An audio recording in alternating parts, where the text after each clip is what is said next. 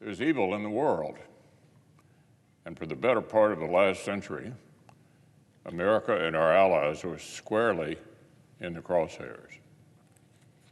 Unfortunately, we tend to forget that.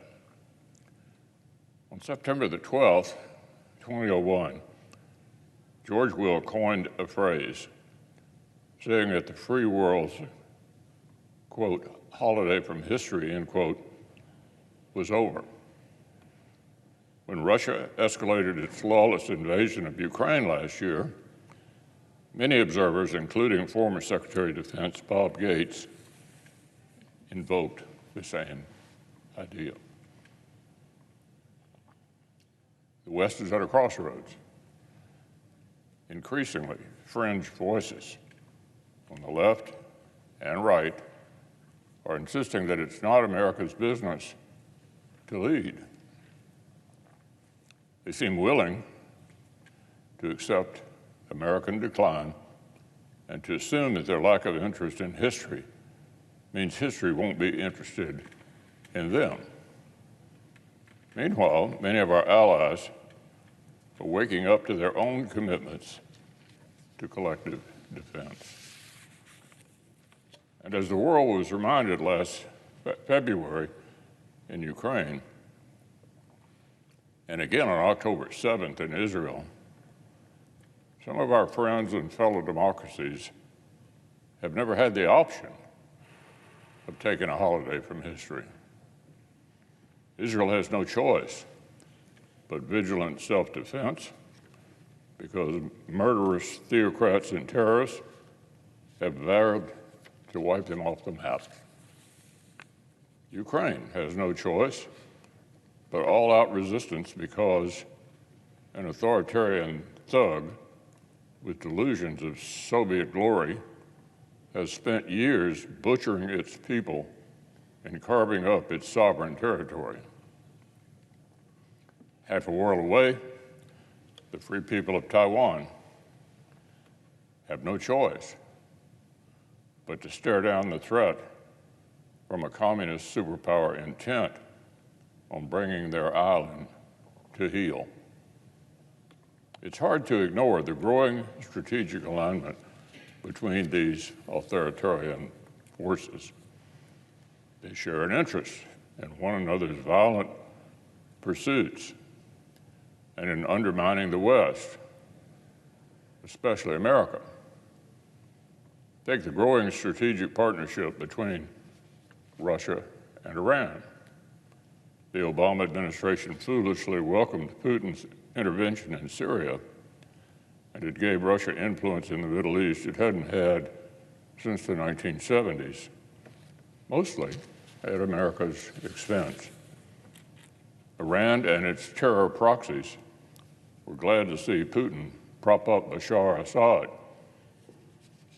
Under Russian protection, Syria became a training ground and logistics superhighway from Tehran's terror network. And as terrorists challenge America and Israel in the region, Russia is the beneficiary. It's a symbolic relationship for the bad guys, and it's only continued to grow. Russia defends Iran at the UN, and Iran is now providing the same lethal drones its terrorist proxies used to attack American forces in Syria and Iraq directly to Russia for use against Ukraine.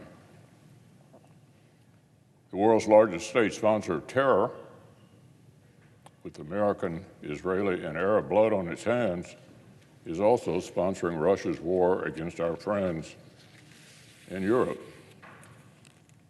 As one good analysis put it recently, when Hamas terrorists, Hezbollah mercenaries, and Iranian theocrats chant death to America after murdering Israelis, they're not confused. And it's hardly surprising that Putin has aligned his regime with this terror, given the devastation his forces inflict on civilians in Ukraine. Meanwhile, China isn't just keeping a close eye on the world's resolve to resist Russian aggression and Iran-backed terrorism, they're actually getting more directly involved. Just yesterday, for example, a summit of the PRC's so-called Belt and Road Initiative, a massive influence operation aimed at bringing more parts of the world under Beijing's thumb, featured Vladimir Putin as guest of honor. Yet another sign that Russia and China are serious about friendship without limits. Beijing has released a flurry of statements responding to terrorist savagery by condemning Israel's self-defense operations and conspicuously avoiding any mention of Hamas. The PRC is stepping up its coordination with and support for Iran. It's no surprise that the regime that wants to break the will of the free people of Taiwan is eager to see its fellow travelers in Tehran and Moscow do the same to Israel and Ukraine. Our adversaries know the challenges they pose to us are linked. The belief that we can abandon allies in one part of the world and not hurt allies elsewhere simply doesn't hold water. In fact, it's naive and dangerous. People of Israel have a right to defend themselves, and the United States has an interest in our closest ally in the Middle East rooting out terrorists like Hamas. Ukraine has a right to sovereignty, and the United States has an interest in Europe, our largest trading partner and strongest ally, not facing an emboldened thug at its gates. Taiwan and other Asian democracies have a right to self-determination, and the United States has an interest in helping Asian partners stand up to Chinese aggression. We need to remember America is a superpower. Our interests are global, and with global interests come global responsibilities. Our alliances matter. Our credibility matters. Our friends on the front line of authoritarian aggression and terrorist savagery don't have the opportunity to take a holiday from history. And America can't afford to either.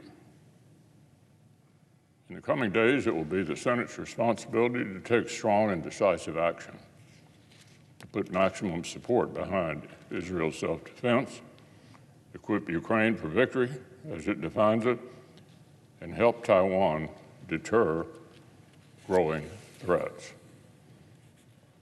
The prosperity America has known for the better part of a century is the direct product of our leadership. Preserving it means standing with our friends and investing in our own strength.